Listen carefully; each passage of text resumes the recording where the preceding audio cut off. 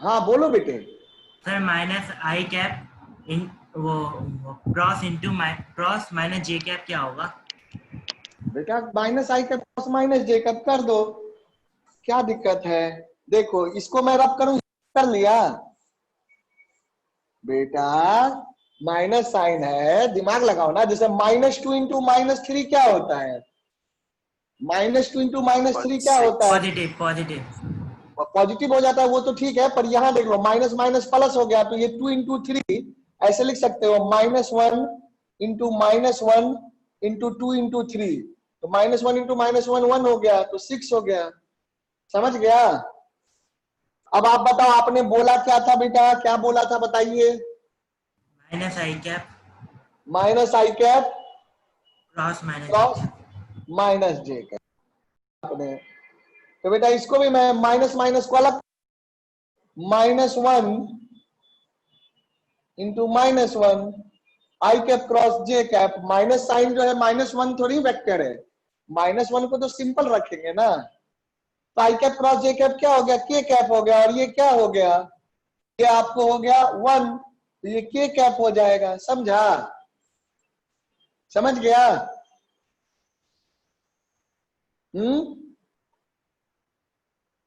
बोलो। अलग कर सकते हैं? क्यों नहीं कर सकते हैं बेटा? अलग कर क्या सकते हैं? ये मल्टीप्लाइड ही तो होता है। अच्छा बोलो, -2 को क्या लिखते हैं? -1 इंटू 2 लिखते हैं। -1 इंटू 2 लिखते हैं। इसको अलग करना कहते हैं कि ये यस सर। मैथ का रूल है। ये हम तो होते, हम कोई होते हैं अलग करने वाले, वो तो मल्टीप्लाई है ना बेटा, माइनस। जैसे उसमें -1 इंटू -1 कर दिया, तो ऐसे कर सकते हैं। हाँ बेटा बिल्कुल, जो आई रूल कैप है। और जे cap. I cap J cap में थोड़ा माइनस लगा है, -1 तो उसका कंपोनेंट है। आई कैप जे कैप तो आई कैप जे कैप है। माइनस आई कैप का क्या मतलब हुआ? माइनस आई कैप मतलब आई आई आई थोड़ी निगेटिव है, निगेटिव उसका कुछ जुड़ा हुआ तो नहीं है। माइनस आई कैप का मतलब क्या हो गया? -1 इंटू आई कैप, यही ना हुआ? अरे आई यस कैप, सर। आप ये बोलो multiplication of vector by number पढ़े हो? Yes sir yes sir. I cap को -1 से मल्टीप्लाई करेंगे तो क्या बोलोगे? माइनस आई ये कैप। बता, -1 इंटू आई कैप को क्या बोलोगे बेटा? आई कैप ही। -1 इंटू आई कैप को आई कैप बोलेंगे माइनस आई क्या बोलेंगे सर? बेटा? -1 इंटू आई कैप को क्या बोलेंगे? माइनस आई कैप और क्या? प्लस आई कैप। -1 है नहीं, बेटा। अरे माइनस यार आई क्या, कैप ही बोला। माइनस आई कैप ही तो बोला। अच्छा माइनस आई कैप बोले, मुझे सुनाई ही नहीं दे रहा। ऑनलाइन में ये दिक्कत होती है, क्या करूं, कभी आपको होती है कभी मुझे होती है। तो माइनस आई कैप बोला ना, तो माइनस आई कैप है, तो माइनस आई कैप अगर, ठीक है ये कर लियो, ये सारा क्वेश्चन बना चुके हो ना? Yes sir. ठीक है, आप लोग मुझे भेजना, मैं चेक कर लूंगा कि गलत कहीं तो नहीं किए हो। गलत करोगे तो मैं सॉल्व करके बता दूंगा, ठीक है? फुल तो वही है, कैलकुलेशन नहीं होगा गलत किए होगे तो देखो, अगर आप -1 टू आई कैप, ये क्या है, डॉट है या क्रॉस है?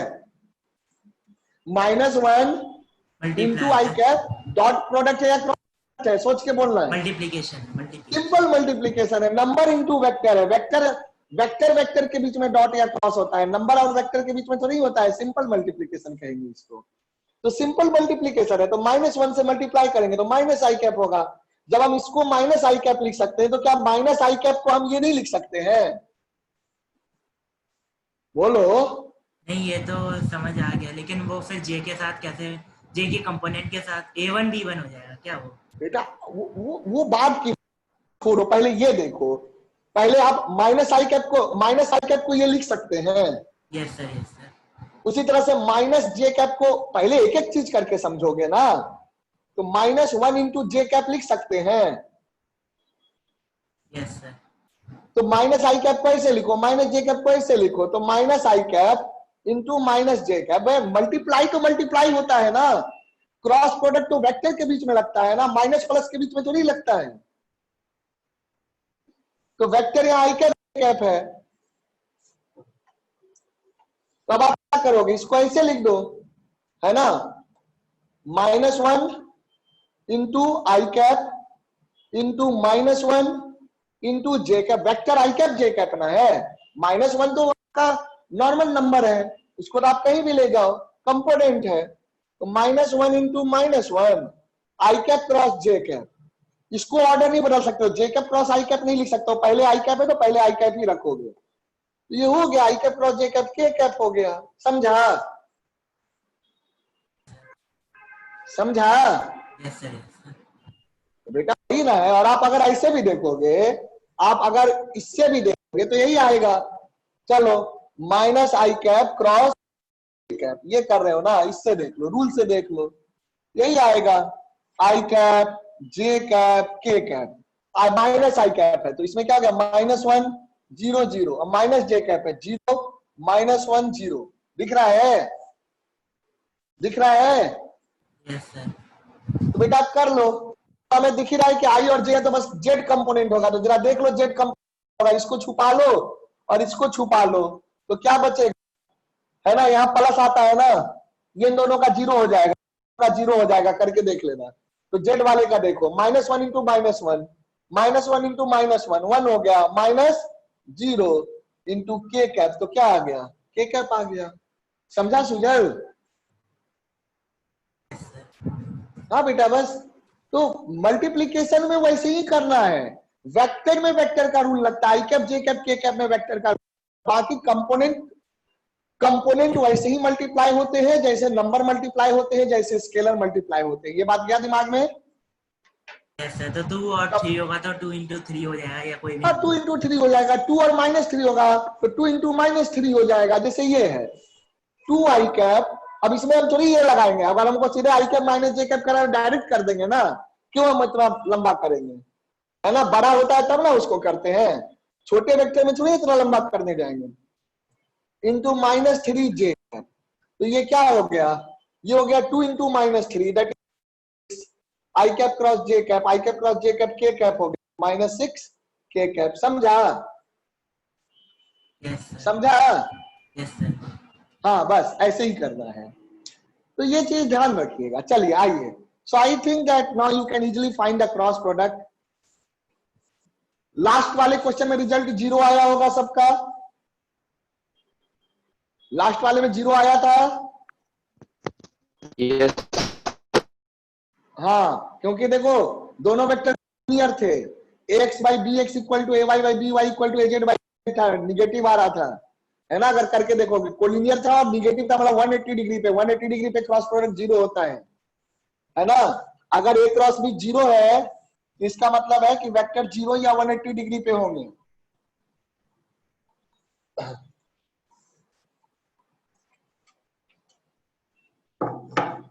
देखो प्रॉपर्टीज तो आपको दी है, सारा प्रॉपर्टीज पढ़ा दिए हैं। एंटी कॉम्यूटेटिव होता है, a cross b equal to -b cross a होता है, मैग्नीट्यूड होता है ab sin थीटा, और b के परपेंडिकुलर होता है, ये सब पढ़ाई दी है, तो अलग से लिखने की जरूरत नहीं है, समझे, सारा प्रॉपर्टी पढ़ चुके हैं। चलिए ठीक है, अब एप्लीकेशन देखते हैं। Let us come to the application of cross product. जानो बेटे, एप्लीकेशन ऑफ क्रॉस प्रोडक्ट जो है वो पढ़ते हैं, सबको देखना। एप्लीकेशन जो है बहुत इंपॉर्टेंट है, ओके। ऑल्दो आपको फिजिक्स में अभी यूज नहीं होगा, बहुत दिन के बाद यूज होगा। क्रॉस प्रोडक्ट का यूज या क्रॉस प्रोडक्ट का एप्लीकेशन अभी बिल्कुल नहीं यूज होगा आपको, है ना। जब यूज होगा तो मैं एक बार रिवाइज भी कराऊंगा एक क्लास क्रॉस प्रोडक्ट। अभी पहले एप्लीकेशन थोड़े जान लेते हैं, है ना। हाँ बोलो बेटा। सर 1 मिनट रुक जाइए, हम पेन लेकर आते, खत्म हो गया इतने। आ जाइए, डोंट वरी, है ना। आज खत्म करना है तो खत्म करना है वेक्टर।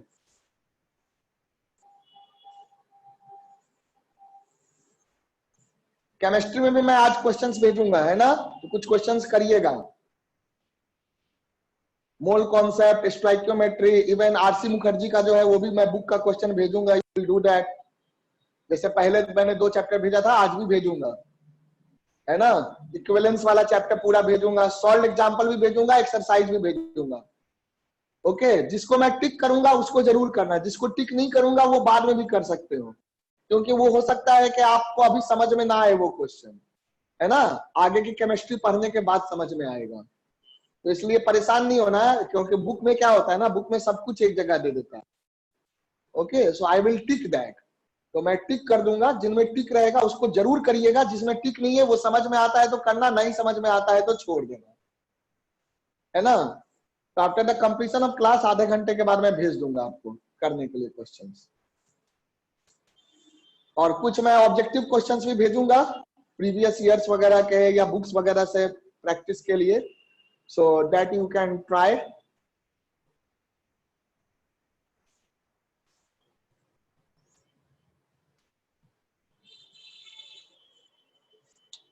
आओ बच्चों आगे जानते हैं एप्लीकेशंस ऑफ क्रॉस प्रोडक्ट, फटाफट देखते हैं, है ना। सब ध्यान रखना, सब कोई नजर इधर कराए रखो, तुरंत समझ में आ जाएगा। एप्लीकेशंस ऑफ क्रॉस प्रोडक्ट, है ना। पहले ज्योमेट्रिकल एप्लीकेशन, मैथमेटिकल एप्लीकेशन देखते हैं। तो पहला एप्लीकेशन आप पढ़ रहे हैं ट्राइंगल, एरिया ऑफ ट्राइंगल। देखना मेरा बच्चा,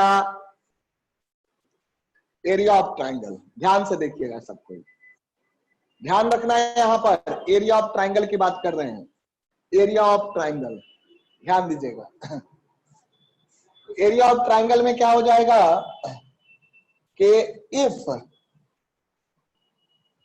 vector A and vector B forms two sides of triangle,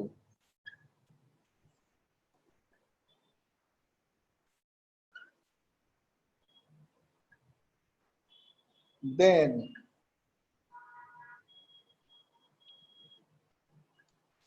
area of that triangle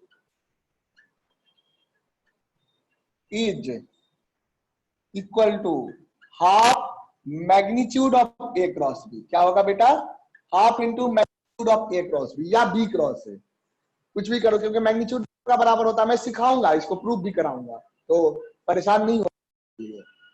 सुनो मेरी बात, है ना। पहले मुझे एक बताओ, आप लोग मेरी आवाज जा रही है ना सबको? Can you listen me? Yes sir. हाँ बेटा क्लियर, अगर थोड़ी सी तो बताना, रिकनेक्ट कर दूंगा, है ना।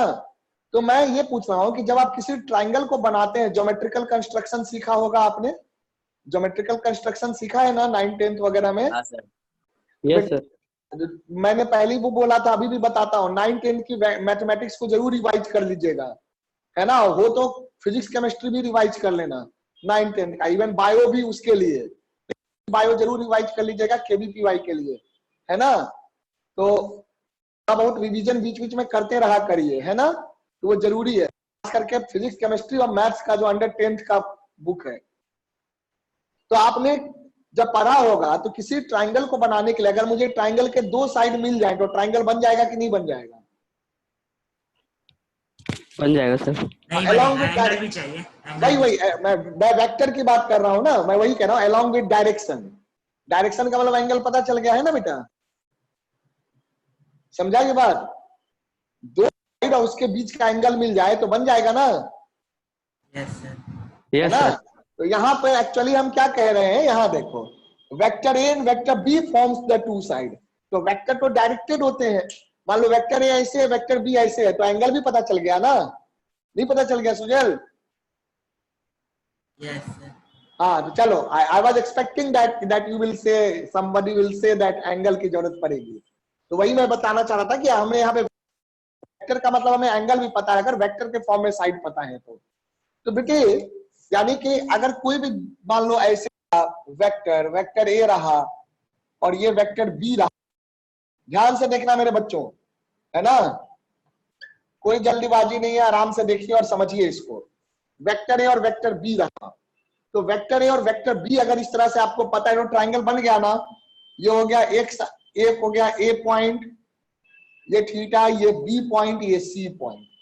तो मैं अगर सी जोड़ दूं तो ट्राइंगल बन जाएगा कि नहीं बन जाएगा? यस सर, बन जाएगा। तो यानी कि अगर वेक्टर ए और बी साइड को रिप्रेजेंट कर रहे हैं तो ट्राइंगल में पता है, समझ गए? ट्राइंगल का एरिया क्या होगा? एरिया होता है half into base into altitude. अब जरा देखना बेटा, एल्टीट्यूड क्या होगा? दिस इज ध्यान से देखना, डी ये रहा एल्टीट्यूड। तो यहां पर प्रूफ कर रहे हैं हम लोग area of triangle A B C. तो सब कुछ ध्यान रखना, area of triangle ABC is equal to half into base, base is AC into altitude that is BD. ये बात क्लियर है? Half into AC into BD, समझ गया ना मेरा बेटा?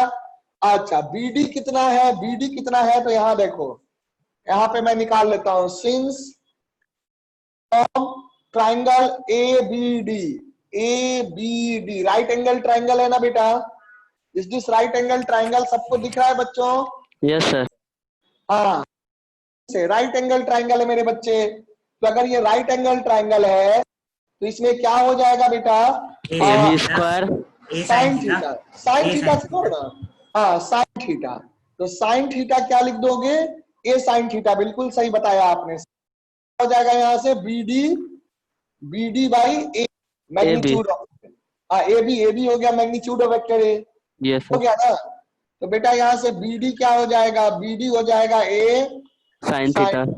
Is that clear? को दिख रहा है? अब देखना, अर्पित बेटा, अर्पित यस सर। ध्यान दे हो ना मेरा बच्चा? हाँ यस सर, समझ आ गया।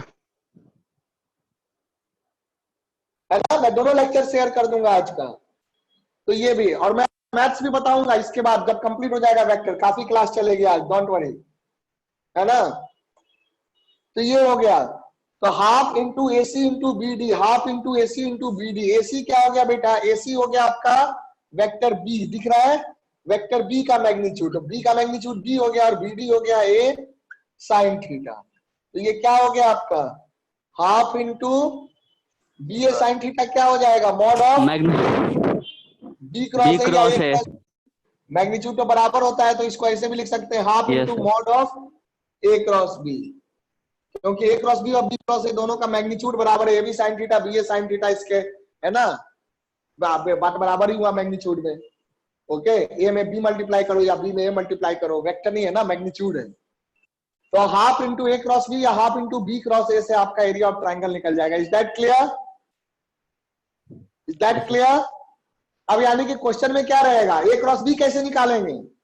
ए क्रॉस बी डिटर्मिनेंट से निकालेंगे जैसे सीखे थे, है ना? अब मैग्नीट्यूड को मैग्नीट्यूड के फॉर्मूला से निकालेंगे। So I think you can do this question. Can you do the question? Yes sir. Yes sir. Question में यही लिखेगा कि द वेक्टर, मान लो कुछ नाम दे दिया, I cap J cap K cap में दे दिया कि this vector and this vector represent the two sides of the triangle, then what will be the area of the triangle. So you can find, पहले A cross B निकाल लेना, उसका magnitude ले लेना और फिर आधा कर देना, यानी कि A cross B by 2। Is that clear? हो गया क्लियर सबको? Yes yes sir. सोनू बेटा?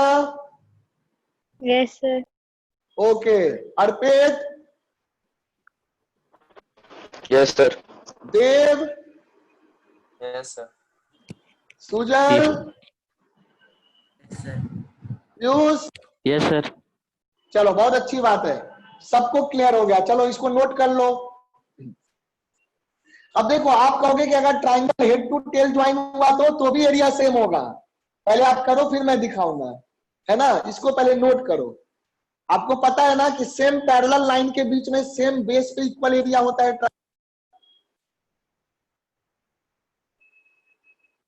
इसको पहले कर लो, नोट कर लो इसको। हो गया?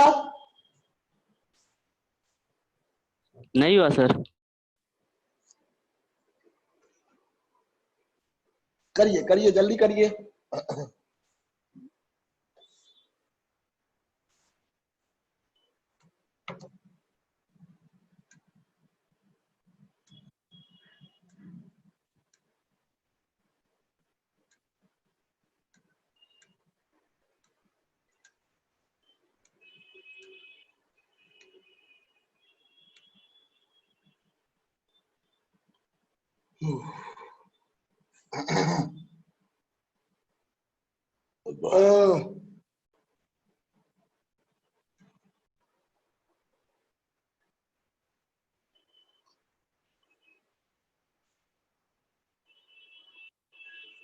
Note it down.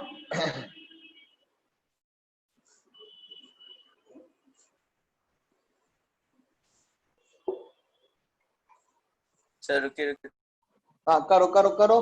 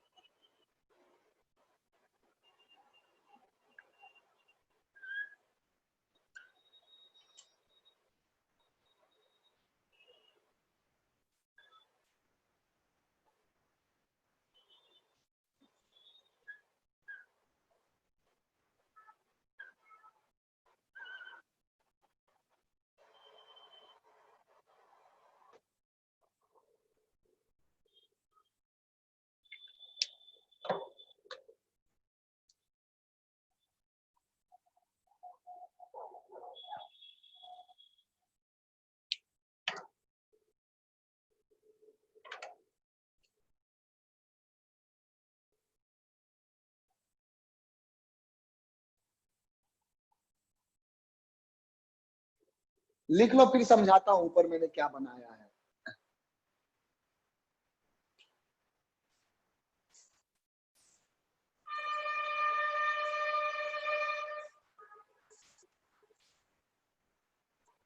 नोट हो गया बच्चों?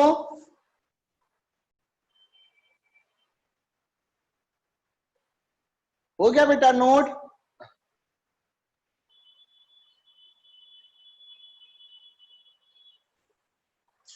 Yes sir. ओके चलिए, अब आप ऊपर देखिए। इस बात से कोई फर्क नहीं पड़ता है आप ट्रायंगल को head to tail, tail to tail या हेड टू हेड करते हैं, एरिया सेम आएगा, है ना। हाँ ट्रायंगल अलग बन जाएगा लेकिन एरिया सेम आएगा। आपको ऊपर देखो, पहले आप इस पे फोकस करिए। किस पे फोकस करिए?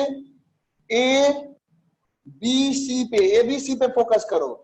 तो देखना आप लोग सभी कोई ध्यान दो, ये वेक्टर हो गया ए, हो गया वेक्टर बी। तो ए और बी वेक्टर बना के मिल करके एबीसी ट्रायंगल बना रहे हैं कि नहीं बना रहे हैं बताइए? क्या एबीसी हाँ ट्रायंगल सर। बन रहा है? Yes yes sir. ABC का भी हमने एरिया देखा, क्या आ गया? हाफ क्रॉस बी आ गया, हाफ ए क्रॉस बी का mod.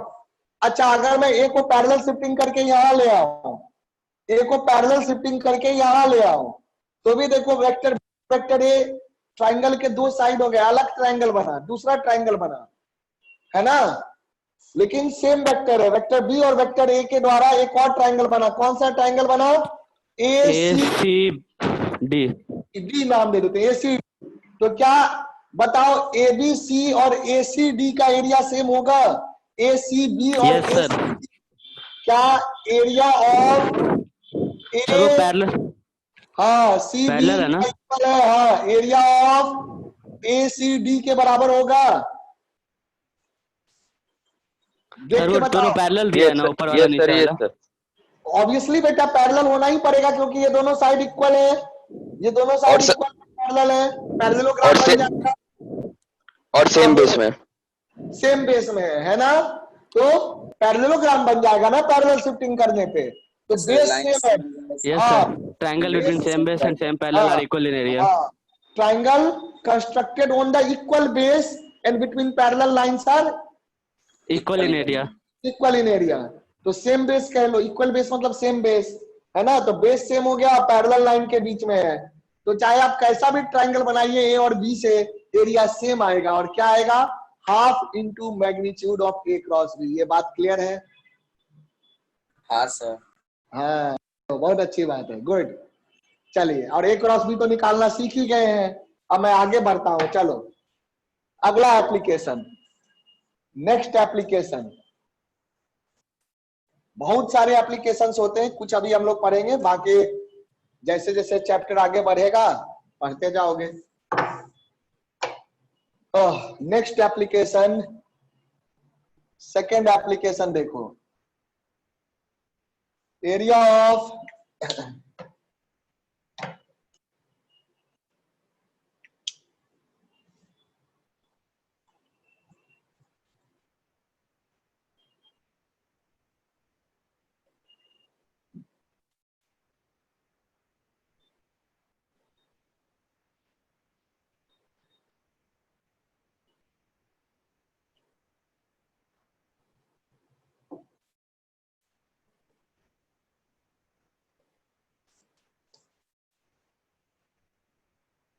Area of parallelogram whose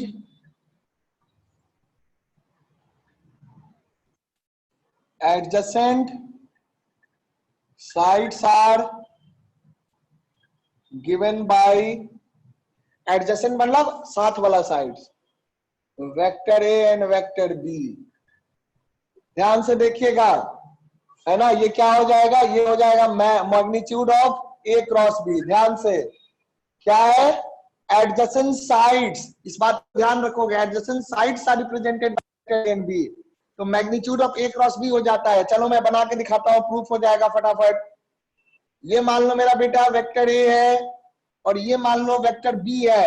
सबको ही देखो मेरे बच्चों, दिख रहा है सभी को, ये वेक्टर ए हो गया, ये वेक्टर बी हो गया, सबको दिख रहा है। Yes sir. पैरेललोग्राम बनाना है तो अगर एडजेसेंट साइड मिल गए तो पैरेललोग्राम मिल जाएगा। Yes sir. एडजेसेंट साइड और उनके बीच का एंगल मिल जाएगा तो पैरेललोग्राम बन जाएगा ना। और Yes, sir. Vector Parallel shifting करके। एंगल पता है ना। पैरेलल शिफ्टिंग वेक्टर में कह सकते हो, या ज्योमेट्री में क्या करते हो, पैरेलल लाइन खींच देते हो, है ना। यस सर, डॉटेड लाइन से रिप्रेजेंट करेंगे। हाँ, तो पैरेलल लाइन खींच दोगे तो बन जाएगा आपका पैरेललोग्राम। तो लो बना दिया, है ना। जब बन जाएगा तो बना देते हैं। अब हमें इस पैरेललोग्राम का बच्चों एरिया चाहिए। We need the area of the parallelogram A B C D, इसका एरिया चाहिए। मैं एक टेक्निक बताता हूं, सुनो। यहाँ कहाँ सर गया, ट्रायंगल कर सकते हैं, उसके हिसाब से भी आएगा। ट्राइंगल बना के इक्वल ट्राइंगल बनता है। हाफ प्लस हाफ करेंगे सर, अपने आप दोनों कैंसिल आ जाएगा सर। हाँ, कैंसिल नहीं, जुड़ जाएगा। हाफ आई मीन जुड़ जाएगा, सॉरी। चलो, तो ये दोनों एरिया बराबर होता है यस ना। सर। और ये ट्राइंगल का एरिया आपको मालूम है कि ट्राइंगल का एरिया कितना होता है, you know that area of triangle. तो आप लिख सकते हैं, प्रूफ में क्या लिखेंगे, since area of parallelogram ABCD equal to 2 times triangle ABD होगा बेटा। Yes sir. अब बताओ अर्पित, सर एरिया ऑफ ट्रायंगल है। हाँ, एरिया ऑफ ट्राइंगल ABD, देखो ट्राइंगल लिखा है ना बेटा, ओके ओके। ट्राइंगल ABD ही तो है, देखो ABD। अर्पित, यस सर। 2 टाइम एरिया हो जाएगा ना। 2 टाइम एरिया ही तो है। हाँ, एरिया वर्ड छूट गया। हाँ, area of triangle ABD, thank you. Okay, अच्छा Arpit, yes sir. Area of triangle ABD क्या आएगा, जल्दी बताओ। सर वो into half magnitude A cross B हो जाएगा, फिर वो कट के। हाँ हाँ, बिल्कुल बिल्कुल सही बताया आपने। तो half into magnitude of A cross B, exam में भी ऐसे ही करना, ठीक है। फिर ए क्रॉस बी आ जाएगा। हाँ, ए क्रॉस बी आ जाएगा, आ गया ना, ए क्रॉस बी। मैग्नीट्यूड में। हाँ, ऑब्वियसली मैग्नीट्यूड, एरिया बता रहे हैं ना मैग्नीट्यूड में, है ना। Magnitude of A cross B, is that area of parallelogram हो गया, magnitude of A cross B. चलिए जल्दी से कर लीजिए नोट। तीसरा देखेंगे, पैरेललोग्राम में ही तीसरा एप्लीकेशन है जहां पे वेक्टर क्या रिप्रेजेंट करेंगे, डायगोनल को। तो क्या होता है, come on do it quickly.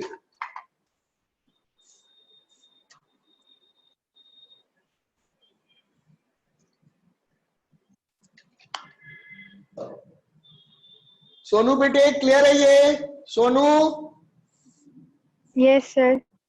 Clear है ना बेटा। Yes, sir. चलिए ठीक है। का क्लास नहीं किया था सोनू आपने? किए थे, लास्ट में चलेगा। अच्छा, नहीं नहीं, तो क्लास करिएगा, ठीक है। हाँ, क्लास को ध्यान से करिएगा। समझ में आ रहा था कुछ? हाँ सर। हाँ, मैंने सर से बात किया था, वो ऑडियो का भी देखेंगे क्या इशू रहा था।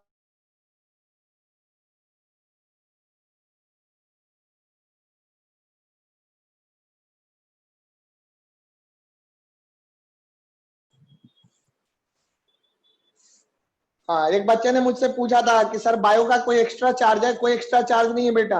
What ever the classes you will be getting at the Lakshya Darshan education, that is included in the fee, है ना। स्कूल एडमिशन का अलग है और हॉस्टल का अलग है, वो अलग चीज है। पर कोचिंग का जो फी आपने दिया है उसी में आपको सारा चीज पढ़ाया जाएगा। फिजिक्स केमिस्ट्री मैथ तो आप इंजीनियरिंग और सीबीएसई के लिए पढ़ ही रहे हैं। बायो केबीपीवाई के लिए जो पढ़ोगे वो भी अलग से पढ़ाया जाएगा। अगर कोई मेडिकल का स्टूडेंट होता है तो उसका जो बॉटनी जूलॉजी होगा उसका फी उसी में होगा, है ना। ओके। और 12th क्लास में जब आप इंग्लिश पढ़ेंगे, इंग्लिश में पढ़ाया जाएगा, फिजिकल एजुकेशन पढ़ाया जाएगा, ये भी उसी में इंक्लूडेड है। There is no extra charge for any other subject. Okay, वो ध्यान इंग्लिश रखिएगा। आप पढ़ाओगे? मैं क्यों पढ़ाऊंगा, मैं क्या क्या पढ़ाऊंगा है ना, मैं पढ़ा भी सकता हूं तो भी नहीं पढ़ाऊंगा। फिजिकल एजुकेशन में गेम्स एंड ऑल?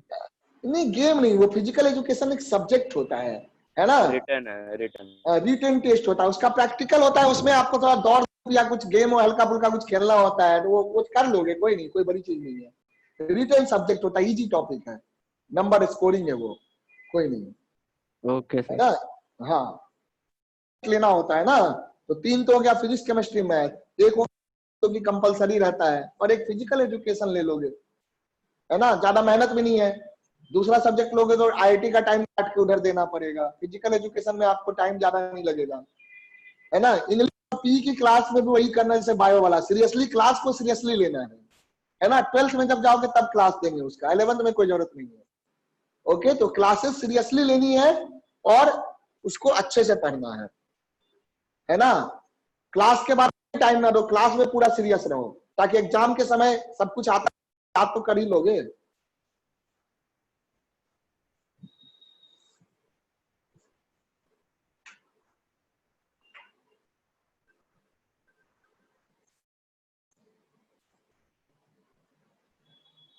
हो गया, नोटेड डाउन? Yes sir. आइए चलिए अगला देखते हैं। तीसरा नंबर बस यही है, एरिया ऑफ पैरेललोग्राम ही है, लेकिन इस बार क्या है, area of parallelogram whose diagonals are given by, adjacent sides की जगह क्या हो जाएगा, डायगोनल्स। डायगोनल्स, 2 डायगोनल्स होते हैं ना, diagonals are given by vector A and B. यहां पे आपका एरिया क्या हो जाएगा, यहां हो जाएगा half into magnitude of A cross B, half into magnitude of A cross B. चलो फटाफट प्रूफ देख लेते हैं। कोई प्रूफ करने आपको नहीं बोलेगा, डायरेक्ट क्वेश्चन आता है, लेकिन प्रूफ सीखोगे तो समझ में आएगा ना, इसीलिए देख लेते हैं। इजी है, बिल्कुल इजी है, ज्योमेट्री ही तो है, ज्योमेट्री कौन सी बड़ी चीज है।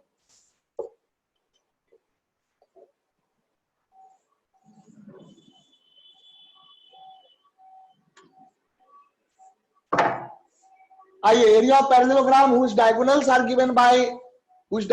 given by half into magnitude of a cross b, sorry diagonals are given by vector a and b, तो एरिया क्या हो जाता है, एरिया पैरेललोग्राम का हो जाएगा half into magnitude of A cross B.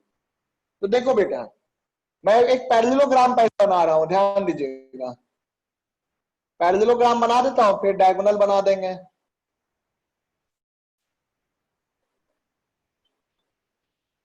ये रहा, इस तरह से ये हो गया पैरेललोग्राम। अब देखो, पैरेललोग्राम हो गया आपका एबीसीडी, ध्यान दीजिएगा, ए बी सी डी। अब इसके डायगोनल्स कौन से हो गए, डायगोनल्स हो गए एडी प्लस बी। हाँ, एसी AC, एडी कैसे BD, हो जाएगा, एसी है, AC BD। हाँ ध्यान से, sorry, yes vector A sir. Plus B हो जाएगा। हाँ, वेक्टर ए प्लस बी नहीं करेंगे बेटा, हम इसी को ले रहे हैं, ए, एसी को ही ए मान रहे हैं, समझा। यहाँ पर वो क्या है, whose diagonals are given by, diagonals are given by vector A and B, समझा सुजल।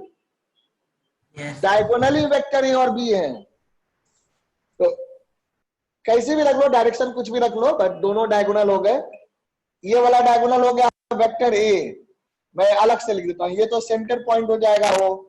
तो पता है ना कि पैरेललोग्राम के डायगोनल बाइसेक्ट करते हैं, यस सर। पैरेललोग्राम के डायगोनल बाइसेक्ट करते हैं। यहाँ पे Yes, मैं sir. लिखता हूं कि AC vector equal to vector A और BD vector is equal to vector B. ठीक है, अब हमें इसका एरिया चाहिए, मेरा बच्चा।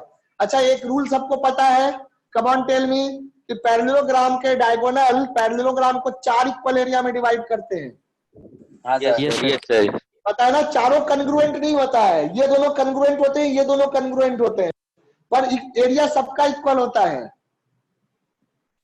मालूम है? हाँ नहीं sir. Yes sir, yes sir. हाँ बोलो, किसको नहीं मालूम है तो मैं बता दूंगा, 2 मिनट लगेगा सर मुझे। मुझे नहीं पता। कोई बात नहीं बेटा। चलो, हाँ पहले पहले इसको प्रूफ कर लो, फिर उसको देख लेंगे।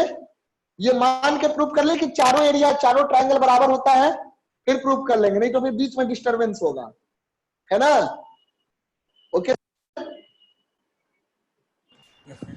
हाँ चलो, पहले जो काम कर रहे हैं उस काम को निपटा लें, उसको साइड से जान लेंगे, है ना? ज्योमेट्री, आइए, है ना? मेरी प्रूफ और बच्चों को भी नहीं आता हो, मैं दिखा दूंगा, ज्योमेट्री इज वेरी इंपॉर्टेंट। तो ये देखो, ए बी सी डी, ये चारों एरिया बराबर है, यानी कि जो एरिया हो जाएगा, आप जानते हैं कि सिंस इन पैरेललोग्राम, ये चीज मैं अभी बता दूंगा कैसे होता है। Parallelogram diagonal bisects, diagonals bisects, बहुत सारे तरीके हैं प्रूव करने के। द पैरेललोग्राम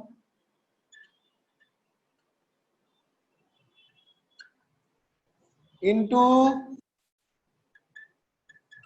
4 equal areas,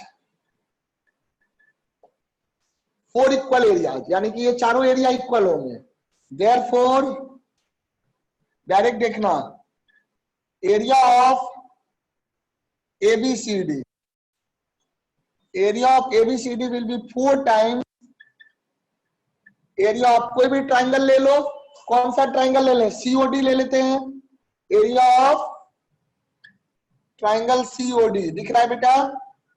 दिख रहा है सबको? चारों एरिया बराबर होते हैं, तो सीओडी इस ट्राइंगल को लिया। अच्छा देख लो, ओसी, ओसी वेक्टर क्या हो जाएगा? ओसी वेक्टर क्या हो जाएगा? OC vector, half OC of कितना? एसी हाफ ऑफ एसी, यानी कि half of, this vector A by implies 2 OC vector is equal to vector A by 2, इसका नाम हो जाएगा वेक्टर ए बाई 2, और इसका क्या हो जाएगा? बीडी वेक्टर हो जाएगा, vector B by 2। Vector by 2 हो जाएगा। क्लियर है? Vector A by 2, vector B by 2। अब देखो एरिया कैसे निकलेगा। Area 4 times area of triangle COD, ये हो गया 4 टाइम्स ट्राइंगल सीओडी का एरिया क्या होगा? ट्राइंगल सीओडी का एरिया होगा हाफ, ट्राइंगल सीओडी का एरिया होगा half into OC cross OD, OC vector cross OD OD vector. अब बेटा वेक्टर का रख दो, एक सेकेंड, चलिए। तो ये हाफ है, तो ये कट गया ना, ये आ गया 2, हाँ 2 आ गया कट के, और ओसी को क्या रखोगे? ओसी को रखोगे vector A by 2, vector A by 2 into vector B by 2 का मैग्नीट्यूड। तो ये बाई 4 बाहर आ जाएगा, ए क्रॉस बी बच जाएगा, तो ये क्या हो गया? 1/2 magnitude of A cross B. तो जब भी पैरेललोग्राम के एरिया का, मेरी बात को ध्यान से सुनो, बड़ा इंपॉर्टेंट पॉइंट है, जब भी पैरेललोग्राम के एरिया का क्वेश्चन आए, जब भी पैरेललोग्राम के एरिया का क्वेश्चन आए, तो आपको ये बात दिमाग में रखना होगा कि भाई डायगोनल है या फिर साइड को रिप्रेजेंट कर रहा है, और भी। Is this clear? समझे? अगर डायगोनल को रिप्रेजेंट कर रहा है, ए और बी अगर डायगोनल्स है, तो half into magnitude of A cross B, और अगर एडजेसेंट साइड्स है या साइड्स है, तो हाँ सीधे ए क्रॉस बी का मैग्नीट्यूड, या बी क्रॉस ए, जो भी ले लो। तो इसको नोट करो, फिर मैं वो प्रूफ करा देता हूं कि चारों एरिया क्यों इक्वल होता है। चेक करिए, ये चारों एरिया क्यों इक्वल होता है, 2 मिनट लगेगा, प्रूफ हो जाएगा। नोट कर लो बेटे।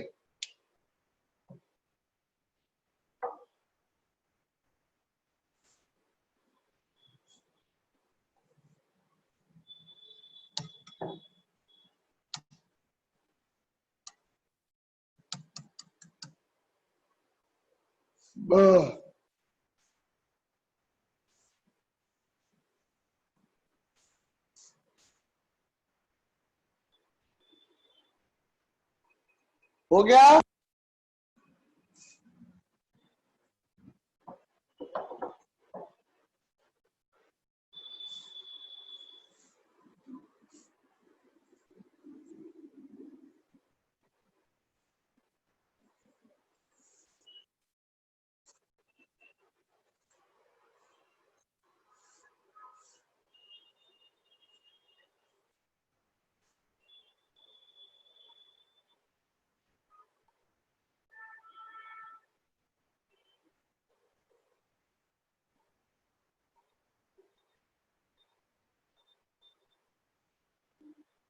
हो गया बेटा? डन?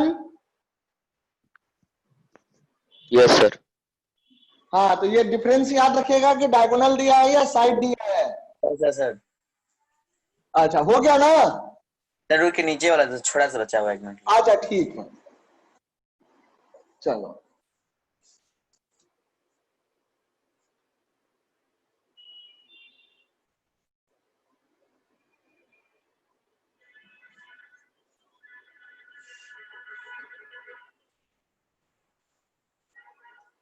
देखो, मैं ज्योमेट्री का यूज करूंगा कॉन्सेप्ट।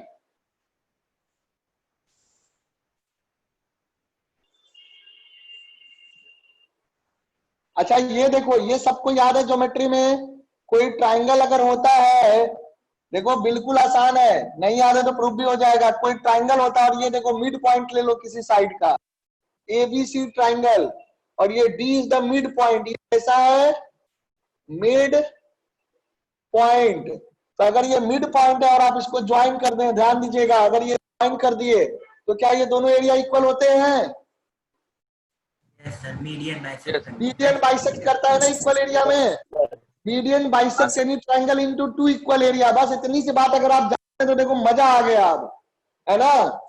ओके, और इसको से प्रूव कर सकते हैं। देख लो, इक्वल बेस, यहां से लाइन पैरेलल खींच दो तो दोनों का बेस इक्वल हो गया और पैरेलल लाइन के बीच में है तो इक्वल हो जाएगा, है ना? अब आ जाओ यहां, देखो मैं इसको ले रहा हूं ट्राइंगल एबीसी को। देखना मेरा बच्चा, ट्राइंगल एबीसी, ट्राइंगल एबीसी में ये मिड पॉइंट है, ये मिड पॉइंट है ना? Yes sir. ये मिड पॉइंट है तो ये 1 विल बी इक्वल टू 2, 1 और 2 का एरिया इक्वल होगा। Yes sir. ठीक है, उसी तरह से ट्राइंगल ए मिड पॉइंट है तो 3 और 4 का एरिया इक्वल होगा। Yes sir. 1 का एरिया हो गया 2 के, 1 इक्वल टू 2 का मतलब ये मत समझ रहे हैं, एरिया ऑफ 1 लिख लो, एरिया ऑफ ट्राइंगल 1। वरना आप कहेंगे 1 इक्वल टू 2 क्या पढ़ा रहे हो सर? एरिया ऑफ ट्राइंगल 2, क्योंकि ये मीडियन से। उसी तरह से area of triangle 3 equal to area of triangle 4 हो जाएगा, हो जाएगा। अब ये बीसीडी में देखो फिर से ये मिड पॉइंट है, area of triangle 2 is equal to area of triangle 3 sir. Triangle 3 के बराबर, 2 के बराबर 2, 3 के बराबर 3, 4 के बराबर 4, 1 के बराबर। हो गया प्रो? हाँ सर, सुजल हो बेटा, गया सर। सुजल सर हो गया सर। अच्छा, समझ गया। समझ गया ना? हाँ, ज्योमेट्री का जादू, ज्योमेट्री का जादू, इसलिए ज्योमेट्री भूलना नहीं है। ओके, अब आर के सर कह रहे हैं अगर आप टॉप 100 रैंक चाहते हैं आईटी में, अगर आप चाहते हैं कि आप टॉप 100 रैंक, टॉप 10 रैंक के कैलिबर के बने, याद रखिए यू कैन डू दैट, है ना? डिसिप्लिन में पढ़ोगे, जैसे बोलूंगा वैसे करोगे, जरूर आएगा रैंक। अगर आप चाहते हैं कि टॉप 100 रैंक को अचीव करें तो आप 10th क्लास की चीजों को रिवाइज कर लीजिए, ज्योमेट्री स्पेशली रिवाइज कर लीजिए, है ना? वो आपको बहुत हेल्प करेगा, मैथ्स में, फिजिक्स में, केमिस्ट्री में, हर जगह हेल्प करेगा। याद रखो, चाहे आप मैथ्स का ओलंपियाड भी अगर देते हैं तो उसमें भी हेल्प करेगा, ज्योमेट्री बहुत पूछता है। ओके, दिस वन डन, आगे बढ़ते हैं।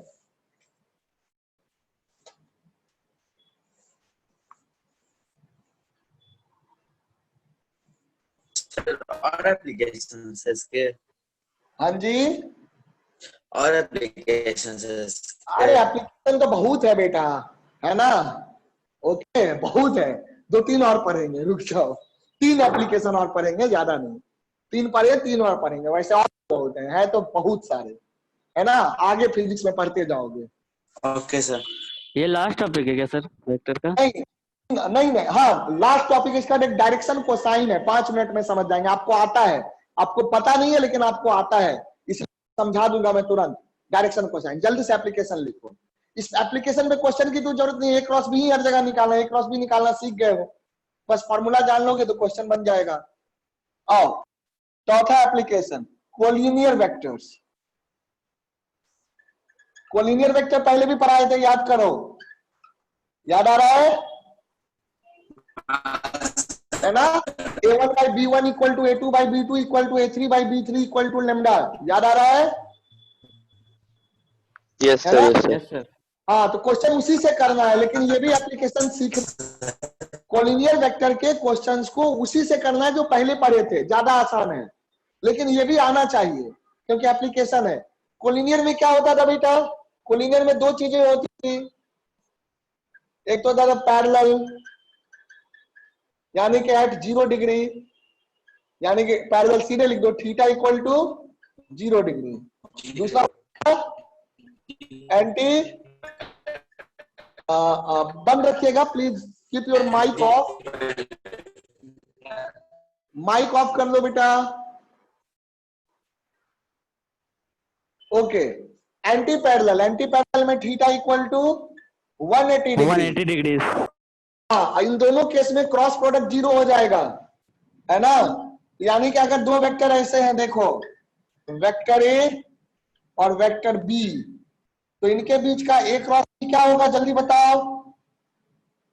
A क्रॉस B क्या होगा? 0 डिग्री। नहीं zero zero sir. Zero 0 degree तो एंगल होगा मेरा बेटा, 0 हो जाएगा, 0 वेक्टर हो जाएगा। अच्छा, अगर 180 डिग्री पे है तो ये जीरो सर। वेक्टर ए तब भी 0 होगा, साइन 180 भी 0 होता है, ये वेक्टर बी, तो यहां भी आपका A क्रॉस B 0 हो जाएगा।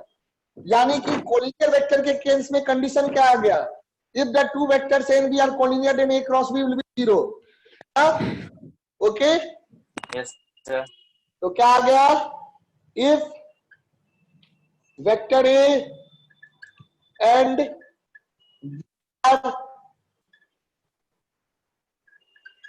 लीनियर सेम लाइन के अलोंग, यानी कि पैरेलल शिफ्टिंग करके इक्वल सेम लाइन में और पैरेलल या एंटी पैरेलल, तो उस केस में क्या हो जाएगा? रिजल्ट हो जाएगा vector A cross B 0। Problem solve करने के लिए हम यही यूज करेंगे, होना चाहिए for solving problem, for solving problem, यही याद करना। एक second, for solving problem you can use vector A equal to lambda vector B, that is A1 by B1 equal to A2 by B2 equal to A3 by B3 equal to lambda.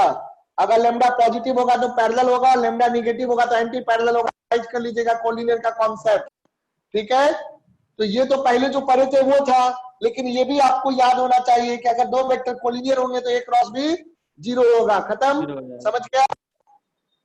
चलो note करो, ये old concept of collinearity, और यहाँ नया भी आ गया कि अगर A 0 होता है तो कोलिनियर, A डॉट B 0 होता है तो परपेंडिकुलर, याद रखना है। A dot B 0 perpendicular, A cross B 0 collinear, याद हो गया? समझा इसको अर्पित? सर एक बार फिर से बोलिए तो। बेटा A क्रॉस B, अगर बताओ 0 डिग्री या 180 डिग्री पे क्रॉस प्रोडक्ट सर 0 0 होगा ना क्रॉस प्रोडक्ट, तो वही कहा कि 0 या 180 डिग्री पे कोलिनियर हो जाता है तो A क्रॉस B 0 हो जाएगा। सो A क्रॉस B 0 जो है for non zero vector A and B, ये क्या हो गया? कंडीशन ऑफ कोलिनियरिटी हो गया, समझ गया? हाँ सर। और ये पहले पढ़ ही रखे हो कोलिनियर वाले में, हाँ याद यस आ सर, रहा है? हाँ, तो ये भी Yes, sir. यूज कर सकते हैं। सर 2 मेथड हो गए। 2 मेथड हो गए, ये बेस्ट है क्योंकि इसमें उतना क्रॉस क्रॉस नहीं निकालना पड़ता है, पर ये भी है, ये भी है, इससे भी आप देख सकते हैं कोलिनियर करके, इससे भी क्वेश्चन को सॉल्व कर सकते हैं, है ना? लेकिन इससे जल्दी हो जाएगा तो इसी से करते हैं, इसलिए मैंने लिखा फॉर सॉल्विंग प्रॉब्लम ये, एंड फॉर प्रॉपर्टी ये भी याद रखना है कि कोलिनियर की ये भी प्रॉपर्टी होती है। आइए अगला एप्लीकेशन देखते हैं। है ना, सेकेंड लास्ट, उसके बाद लास्ट एप्लीकेशन क्रॉस प्रोडक्ट है। वैसे बहुत सारे एप्लीकेशन है ना, बहुत सारे एप्लीकेशन है, कमी नहीं है।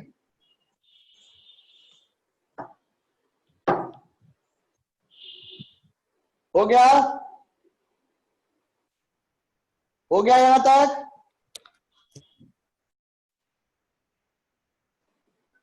डन? अब बोलो बेटा। सर वहाँ क्या लिखे है? इस vector A and vector B are collinear slash collinear, collinear और पैरेलल कह लो, स्लैश पैरेलल।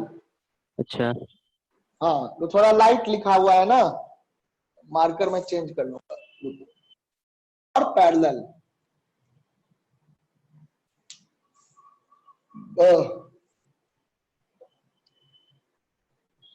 हो गया।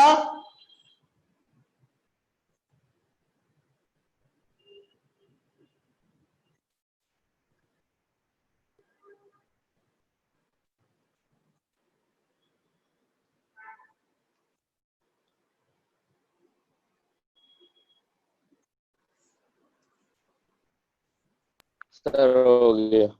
Okay, that's nice.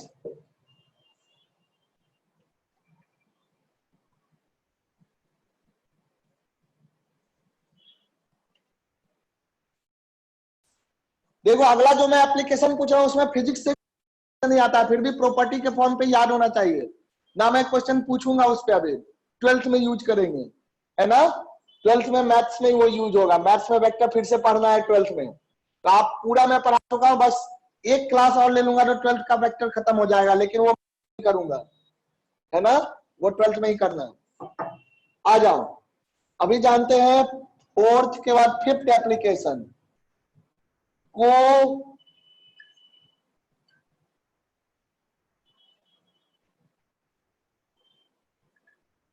Planarity of 3 vectors, इस पे भी आपको क्वेश्चन पूछेगा बेटा फिजिक्स में, है ना, जरूरत नहीं पड़ती फिजिक्स में कहीं इसकी, लेकिन फिर भी एज ए एप्लीकेशन आप लोग सीख लेते हैं।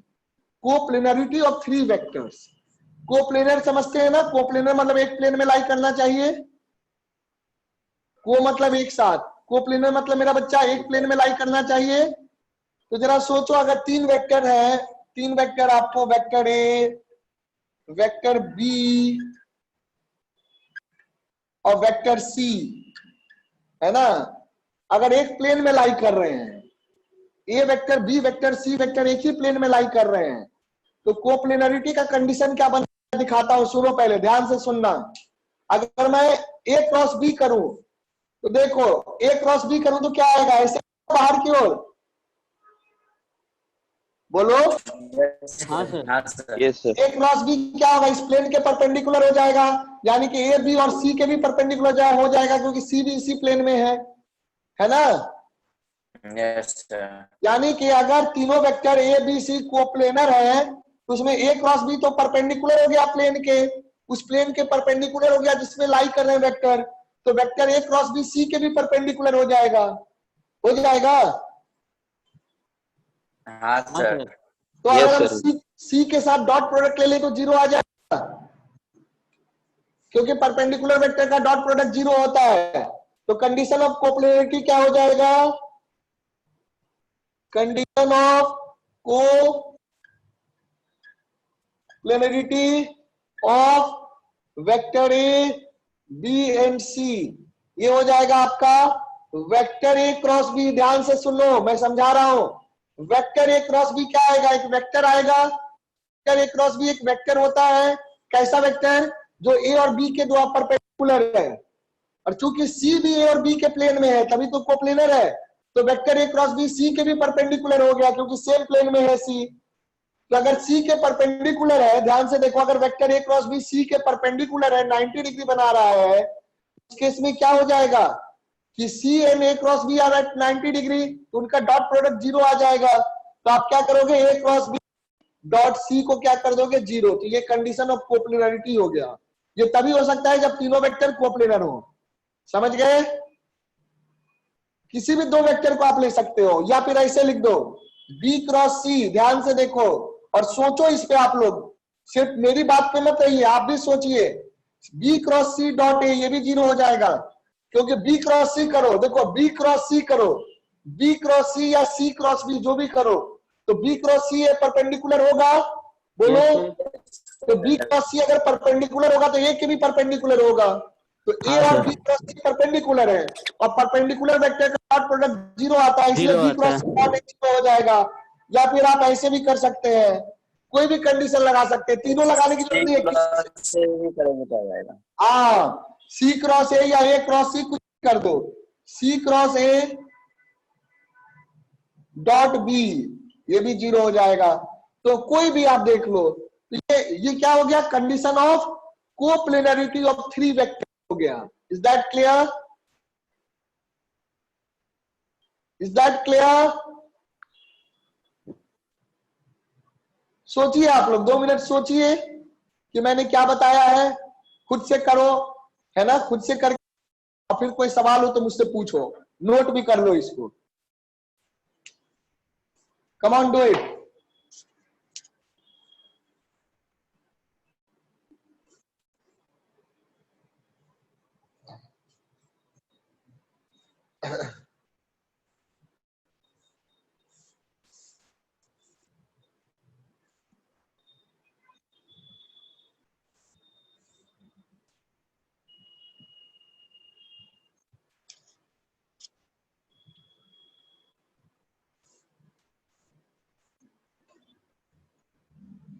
हो गया बच्चों?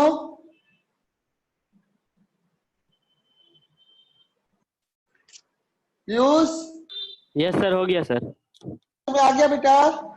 हाँ समझ आ गया। चलिए ठीक है। Arpit, yes sir. Dev, yes sir. Okay, Sujal, yes sir. समझ गया ना बेटा? Yes sir. Sonu, yes sir. हाँ देख लीजिएगा, हमने क्या लिया है, तीनों वेक्टर कोप्लेनर है। कोप्लेनर बोले तो एक प्लेन में है, तो मैं किसी भी दो का प्रोडक्ट लूंगा तो प्लेन के परपेंडिकुलर हो जाएगा, तो प्लेन के परपेंडिकुलर हो गया, तो परपेंडिकुलर हो गया तो क्रॉस डॉट क्या आएगा, डॉट प्रोडक्ट 0 आ जाएगा।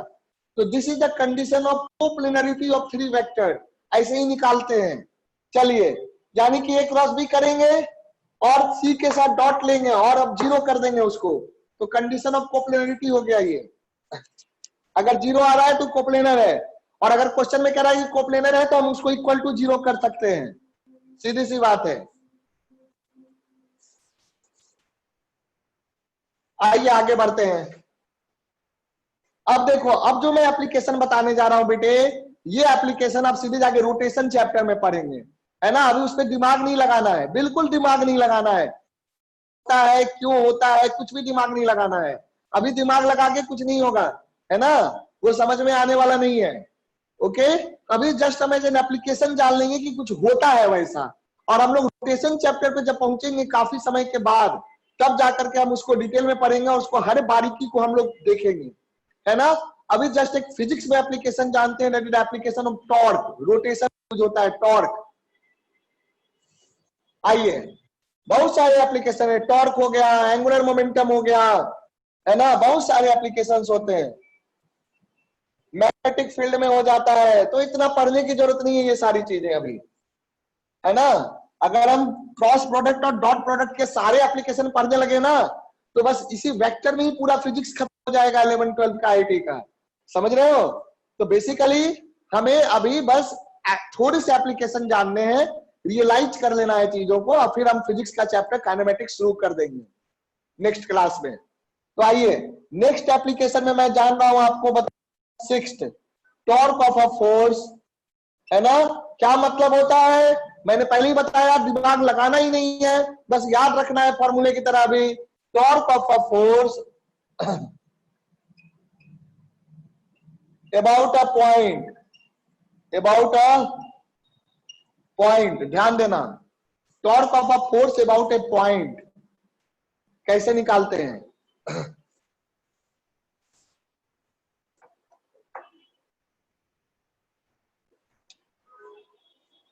बस जो मैं बता रहा हूं रट लेना इसको, पहले नंबर पे, इसमें पहले नंबर पे मैं बता रहा हूं torque about origin, torque about origin. तो देखिए जैसे मान लो ये एक्स एक्सिस हो गया, ये वाई एक्सिस हो गया, ये जेड एक्सिस हो गया, है ना। पोजीशन वेक्टर तो पढ़ा दिया है मैंने, पोजीशन वेक्टर आता है ना सबको, ओरिजिन से ज्वाइन करने वाले वेक्टर को पोजीशन वेक्टर कहते sir. हैं। हाँ, तो मान लो ये पी पॉइंट पे फोर्स लग रहा है, कोई ऑब्जेक्ट है उसके पी पॉइंट पे, ऑब्जेक्ट के पी पॉइंट पे फोर्स लग रहा है। अगर फोर्स लग रहा है एफ, और पी पॉइंट का पोजीशन वेक्टर क्या है मेरा बेटा, पोजीशन वेक्टर है आर, ध्यान से देखना। ओपी हाँ, है ना, ओपी, ओपी वेक्टर, बिल्कुल सही, वो भी मुझे लिखना है ओपी। तो टॉर्क क्या हो जाएगा, R cross F, F cross R नहीं, आर क्रॉस एफ, पता है ना एंटी कॉम्यूटेटिव होता है तो सेम नहीं होगा। तो torque of F, torque of F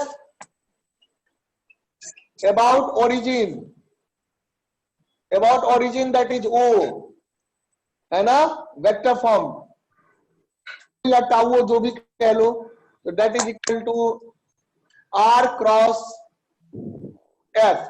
minus F cross R, minus F cross R कह सकते हो, बट मत करो ऐसा काम, है ना, आर क्रॉस एफ से काम चलाइए। बिल्कुल कह सकते हैं आप माइनस आर क्रॉस है, पर एफ क्रॉस आर नहीं कह सकते हैं, ठीक है। टाउ, ये सिंबल क्या होता है, tau, this is a Greek letter tau, है ना, टी के जैसा लगता है देखने में, ओके। तो टाउ वेक्टर, टी ओ मतलब torque of origin, so this is representing torque of F, force F का torque about origin R cross F. Clear हो गया, बस नोट करो जल्दी से इसको, बी नंबर बताएंगे, इसको नोट करो फिर बी नंबर बताते हैं। ओरिजिन के अलावा कोई और पॉइंट है तो कैसे टॉर्क लेंगे। सर टॉर्क फिजिकल क्वांटिटी है। हाँ बेटा, रोटेशन में आता है, जैसे फोर्स होता है वैसे टॉर्क होता है। पूरा एक सबसे बड़ा चैप्टर है 11th क्लास का, सबसे बड़ा चैप्टर है रोटेशन, समझे। 11th क्लास का सबसे बड़ा चैप्टर है रोटेशन।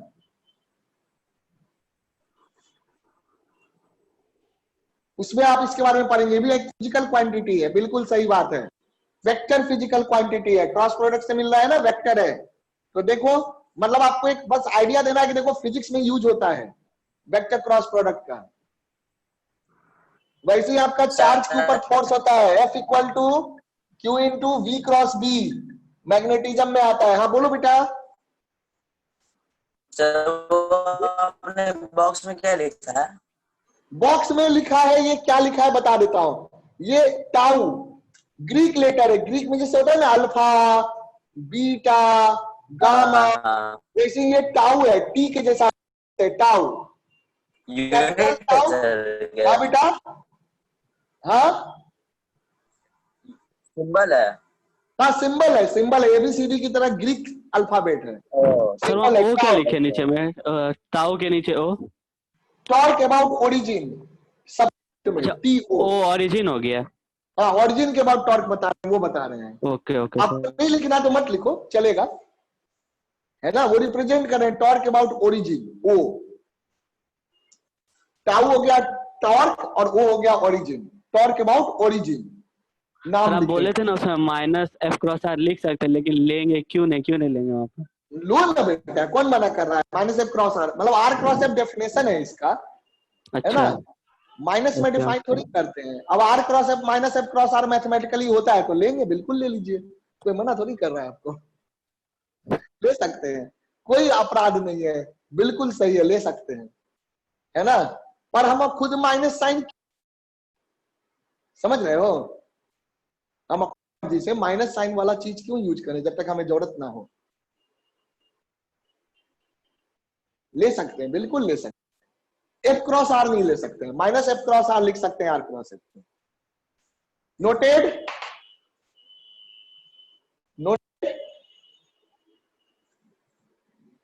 नोट हो गया बच्चों। हाँ सर, हाँ सर। चलिए देखिए, तो ये हो गया सीधे आर वेक्टर से, मान लो कोई पॉइंट दिया है, ये पी पॉइंट कौन सा है, जिस पॉइंट पे फोर्स लग रहा है, जिस पॉइंट पे फोर्स लग रहा है उसका पोजीशन वेक्टर देखते हैं। जिस पॉइंट पे, ध्यान दीजिएगा, P वो पॉइंट है जिस पॉइंट पे फोर्स लग रहा है, उसका पोजीशन वेक्टर देखते हैं। ये बात गया दिमाग में? गया ये बात दिमाग में? Yes sir. उस पॉइंट का पोजीशन वेक्टर देखते हैं। अब देखो R क्रॉस F हो गया, torque about a point other than origin, a point other than origin, इसमें भी बिल्कुल सेम है, अदर देन ऑरिजिन। समझो बहुत आसान है, ये भी आप समझ जाएंगे, ध्यान दीजिएगा, बहुत ही आसान है, बस नजर यहां रखो। एक्स वाई जेड है ना, ओ हो गया। अब जैसे मान लो ये पॉइंट है, आपको ए है और ये पॉइंट बी है। एक मिनट रुकिएगा आप लोग।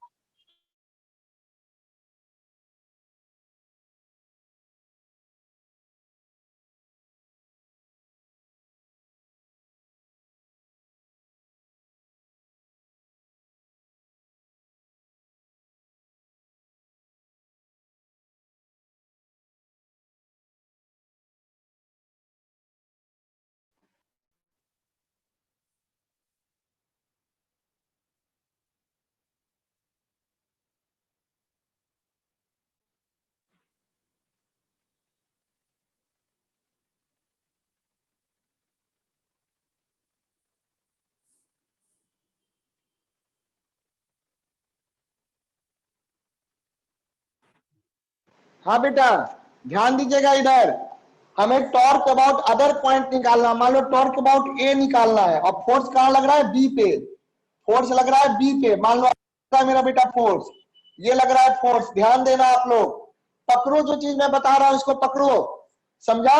इसका यूज सीधे रोटेशन में होगा, लेकिन अभी इसको पकड़ लो कि क्या करते हैं। ओके, तो देखो ए के अबाउट टॉर्क लगाना है ना, ए के अबाउट। सोचो जरा, सब कोई ध्यान दे रहे हो? Are you listening me? Yes sir. Yes sir, yes sir. सब कोई ध्यान दीजिएगा। हाँ, जब हमें ओरिजिन के बाद, ध्यान देना, जब हमें ओरिजिन के बाद टॉर्क चाहिए था तो हमने ओरिजिन से इस पॉइंट का पोजीशन वेक्टर देखा था, लेकिन अब हमें टॉर्क किसके बाद चाहिए? टॉर्क हमें चाहिए ए के बाद। तो ए से बी को देखोगे, तो ए से बी को देखोगे तो कौन सा वेक्टर आएगा? ए बी वेक्टर आ जाएगा ना, वेक्टर आ जाएगा, हाँ सर। है ना? तो ए बी वेक्टर आ जाएगा। बी वो पॉइंट है जिसपे फोर्स लग रहा है, तो टॉर्क अबाउट ए जो हो जाएगा, इसको आप रिप्रेजेंट करो टाउ ए से, तो ये क्या हो जाएगा आपका? A B vector, cross A B vector cross F. अब ए बी वेक्टर को क्या लिख सकते हो? ए बी वेक्टर को क्या लिख सकते हो? ये मान लो आर हो गया, ये हो गया पोजीशन वेक्टर ऑफ ए। एक सेकेंड, पोजीशन वेक्टर ऑफ ए, और ये हो गया आपका पोजीशन वेक्टर ऑफ बी। तो ए बी वेक्टर क्या हो जाएगा? ट्राइंगल रूल लगाओ, R A plus A B.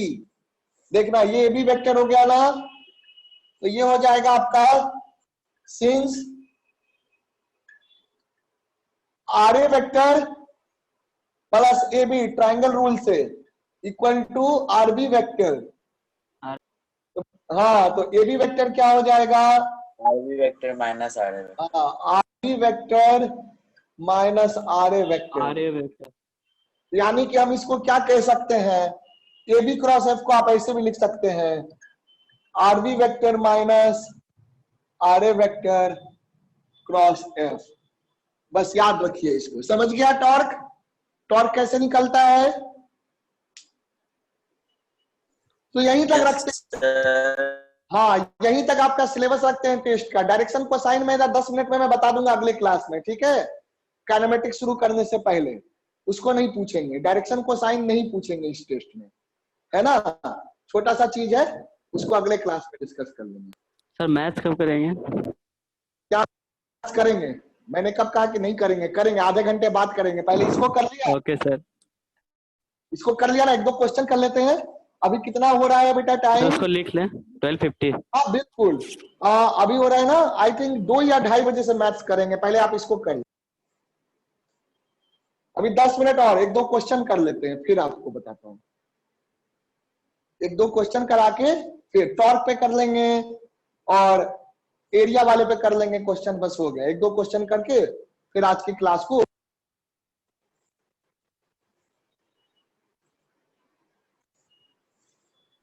Sir ये डायग्राम बना ले। बना लो बेटा। बनाने से, डायग्राम से चीजें ज्यादा अच्छा दिखता है।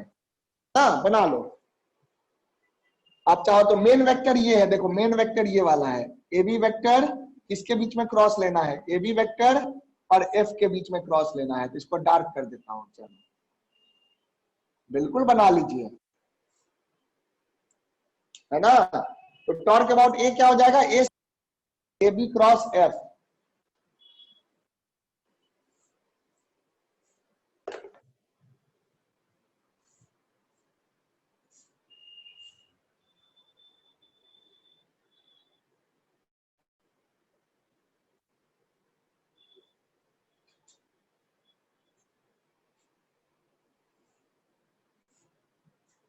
हो गया मेरा बेटा?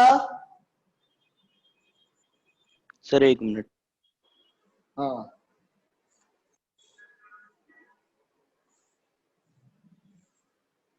वैसे ही मैग्नेटिज्म में आपका force on charge, force on current carrying wire, सब क्रॉस प्रोडक्ट का एप्लीकेशन है ना। The entire magnetism is the application of cross product. पूरा का पूरा मैग्नेटिज्म जो है क्रॉस प्रोडक्ट का एप्लीकेशन होता है ना। तो that's why we are studying the cross product in vector.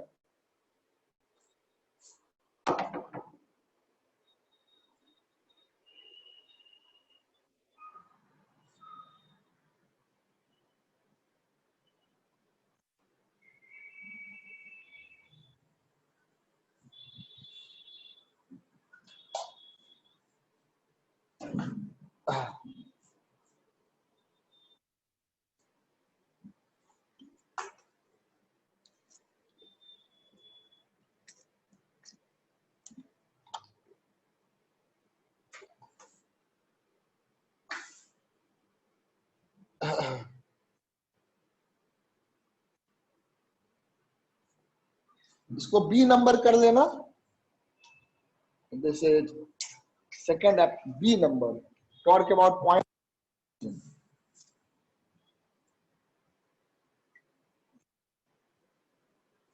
हो गया बच्चों?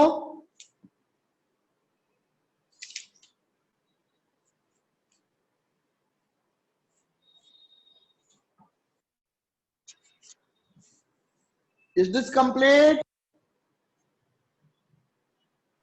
Yes sir. ओके सभी का हो गया। चलो एक टॉर्क वाले पे क्वेश्चन देख लें। देखो करना तो क्रॉस प्रोडक्ट ही है, लेकिन तरीका ध्यान रखो। आप फॉर्मूला को सामने रख के क्वेश्चन करिए। जब भी क्वेश्चन बनाते हैं थ्योरी को सामने रखिए, याद भी रखिए, थ्योरी याद भी कर लीजिए और सामने रखिए कि भूल जाए तो देख लो, इसमें कोई बुराई नहीं है। हाँ टेस्ट देते समय सामने मत रखना। टेस्ट देते समय थ्योरी सामने नहीं रखना है, समझा?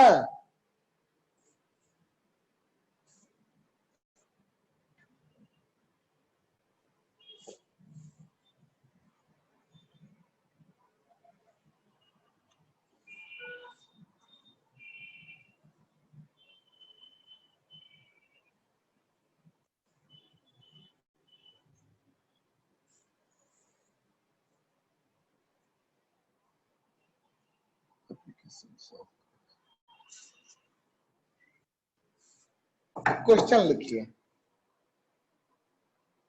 A force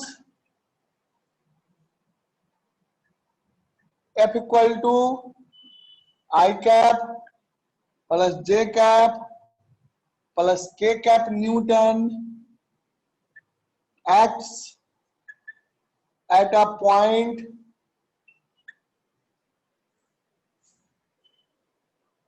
three I cap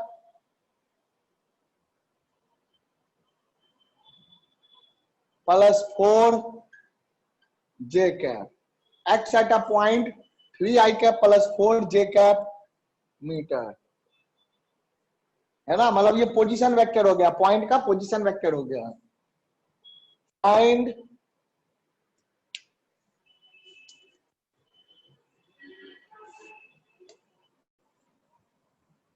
the torque of F पहले नंबर पे, पहले नंबर में अबाउट origin, ठीक है, torque of F about origin, what is the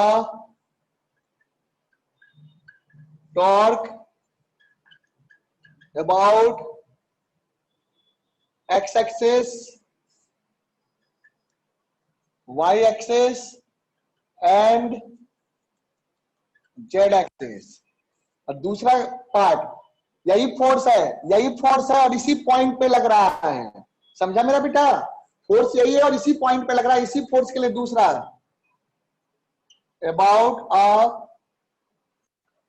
point A का पोजीशन वेक्टर आपको क्या दिया है? आई कैप प्लस जे कैप प्लस के कैप मीटर। एक मिनट, चलो ठीक है, जो भी लिख दिया है ना, इसमें भी करना है, इसमें भी यही चीज करना है। टॉर्क निकालने के बाद क्या करना है? टॉर्क निकाल ये भी बताना है। टॉर्क निकल गया तो कंपोनेंट दिख ही जाएगा। दूसरा पार्ट तो इजी है, आई कैप के साथ जो होगा वो एक्स वाला हो जाएगा, जे कैप के साथ जो होगा वो वाई हो जाएगा और के कैप के साथ जो फाइनली आएगा वो जेड। व्हाट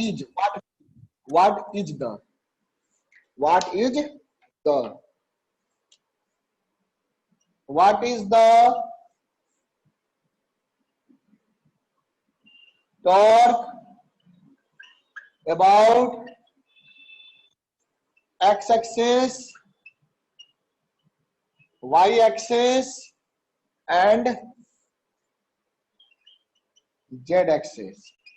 आई थिंक आप कर सकते हैं इस क्वेश्चन को। ये जो पॉइंट हो गया आपका, कौन सा पॉइंट हो गया? बी पॉइंट हो गया है ना, बी पॉइंट हो गया, वो भी वेक्टर हो गया, R2 RB हो गया और ये RA हो गया। देखो समझो इस चीज को, बन जाएगा बच्चा, बन जाएगा बेटे। Yes sir. 5 मिनट टाइम देता हूं फिर मैं बताऊंगा। 5 क्या 10 मिनट ले लो, चलो आराम से आप लोग करो इसको। 2:30 पे शुरू करेंगे मैथ्स, है ना? बस इसको 10 मिनट में खत्म कर देते हैं, फिर मैथमेटिक्स की क्लास शुरू करते हैं।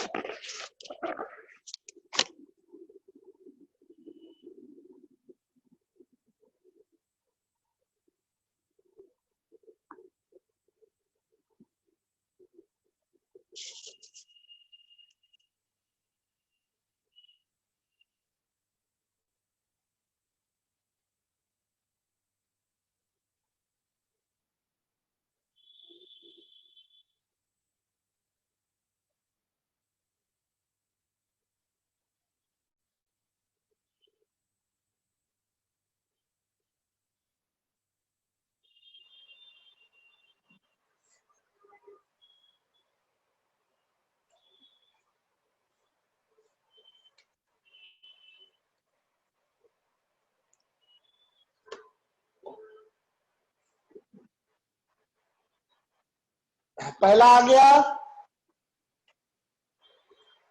पहला का आंसर आ गया बच्चों।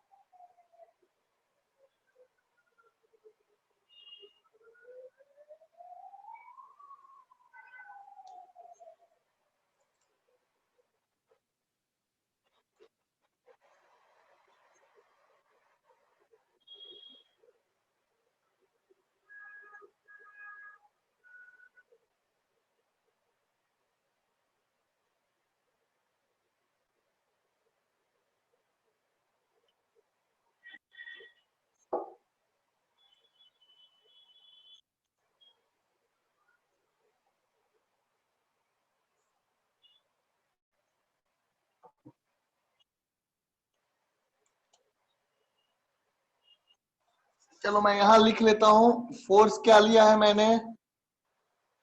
फोर्स लिया है आई कैप प्लस जे कैप के कैप न्यूटन। आई कैप प्लस जे कैप प्लस के कैप न्यूटन, है ना। फोर्स किस पॉइंट पे लग रहा है? जिस पॉइंट पे लग रहा है उसको बी मान लो या कुछ भी मान लो, पी मान लो। तो पी पॉइंट जिस पे फोर्स लग रहा है, फोर्स एक्ट एट एफ हो गया sir. X at P. P क्या हो गया? तो पी का जो पोजीशन वेक्टर हो जाएगा मान लो आर पी। आर पी क्या हो जाएगा? या बी कह लो, चलो आर बी।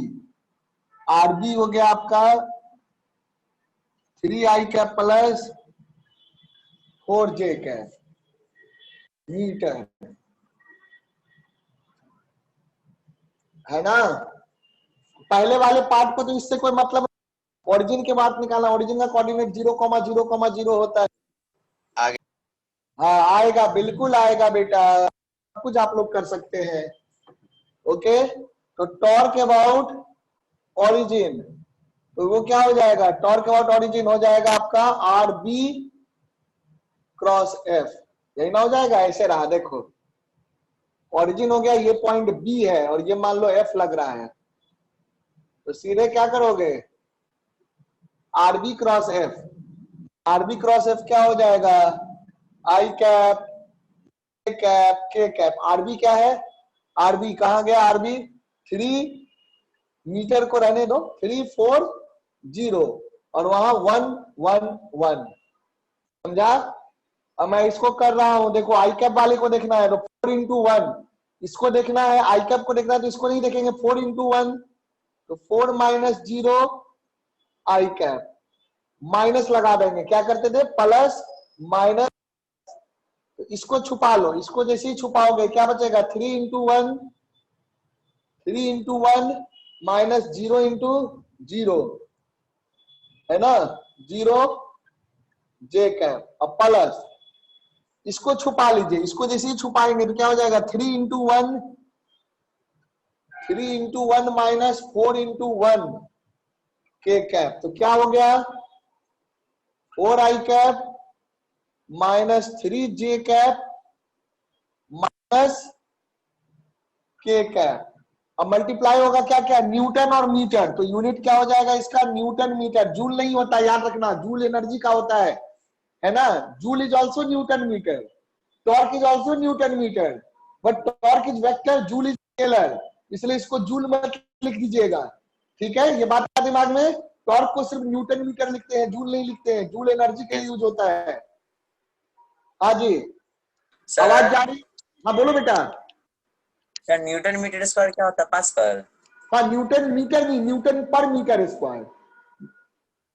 हाँ वही हाँ, न्यूटन पर मीटर स्क्वायर। पर मतलब हो गया डिवीजन, मीटर स्क्वायर नहीं बेटा, पर मीटर स्क्वायर। हाँ वो पास्कल होता है। ये हो गया। आप देखो what is the torque x axis. X axis के बाद क्या हो जाएगा? 4 न्यूटन मीटर। वाई एक्सिस के बाद -3 न्यूटन मीटर और जेड के बाद -1 न्यूटन मीटर। समझ गया? समझ गया ये? बोलो बेटा। टॉर्क अबाउट एक्स एक्सिस का मतलब एक्स कंपोनेंट हुआ ना।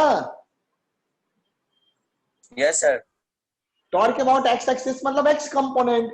X component is 4 newton metre, Y में 4 हो न्यूटन गया मीटर और जेड माइनस। -1 newton metre. सबको क्लियर है? Yes sir. हाँ, अब सेकेंड वाला पार्ट देखते हैं। सेकेंड वाला पार्ट, ये तो फर्स्ट पार्ट हो गया। आपका ये ए पॉइंट हो गया, ये बी पॉइंट हो गया। तो आपको ए बी वेक्टर क्या हो जाएगा? B R B minus R A, B minus R A. तो सेकेंड वाले में पहले तो ए बी वेक्टर निकालोगे। A B vector that is R B minus R A, है ना। R B minus R A. तो R B minus R A क्या था? मैं तो भूल गया, क्या लिया था मैंने? बताना जरा। ए पॉइंट क्या लिया था बेटा? Sir I cap J cap K cap. अच्छा ठीक है, तो आरबी हो गया आपका 3 आई कैप प्लस 4 कैप माइनस आई कैप प्लस जे कैप प्लस के कैप मीटर। कितना हो जाएगा ये? ये हो जाएगा 3 - 1 2 i cap and plus 3 j cap minus k cap b cap, ये आ गया। अब देयरफॉर टॉर्क अबाउट b क्या हो जाएगा?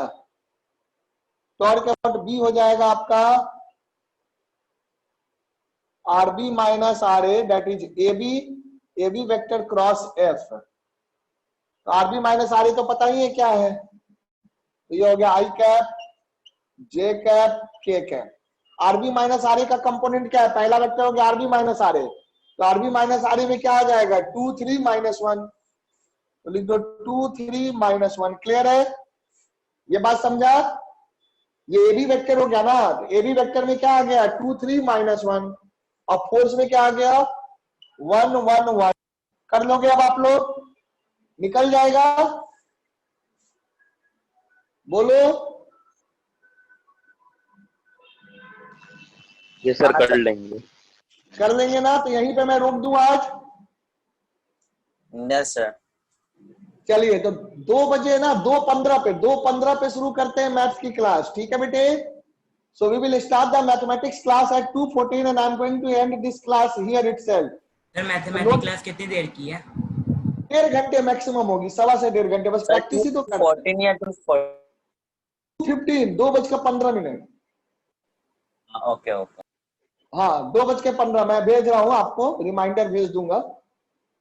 चलो आप लोग लंच वंच कर लो, मैं भी लंच कर लेता हूँ, and after that we will do 1.5 hour से ज्यादा नहीं होगा, ठीक है? चलिए।